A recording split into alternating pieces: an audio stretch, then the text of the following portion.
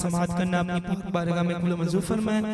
दुरान नात हमारे दरमियान आज की इस बाबरकत महफिल के खसूसी मुकर्रिर मोहतरम जनाब मुमताज़ व मारूफ मुहक्किक मुसन्निफ अदीब खतीब फाजिल खलील हज़रत अल्लामा मौलाना मुफ्ती डॉक्टर एजाज बशीर ओवैसी दामत बरकातुहु आलिया तशरीफ लाए। मैं अपनी जानिब से और तलाश हक फाउंडेशन की जानिब से और ख़ास तौर पे हमारे मस्जिद हाजा के इमाम खतीब की जानिब से आपको इस बाबरकत महफिल में तशरीफ लाने पर खुशामदीद कहता हूँ।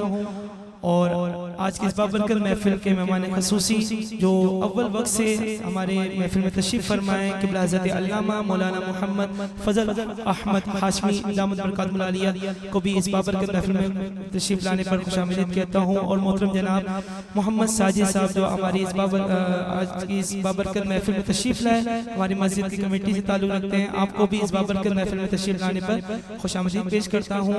और क़िबला हज़रत अल्लामा मौलाना मोहम्मद एजाज कादरी साहब दामत बरकातुहु आलिया तशरीफ फरमाए महफिल में। नीचे आपसे दरख्वास्त गुजारे कि आप ऊपर तशरीफ लें। ये इमाम खतीब है जामिया मस्जिद हनफिया ग्रीन टाउन कराची के, आप स्टेज पे तशरीफ लें।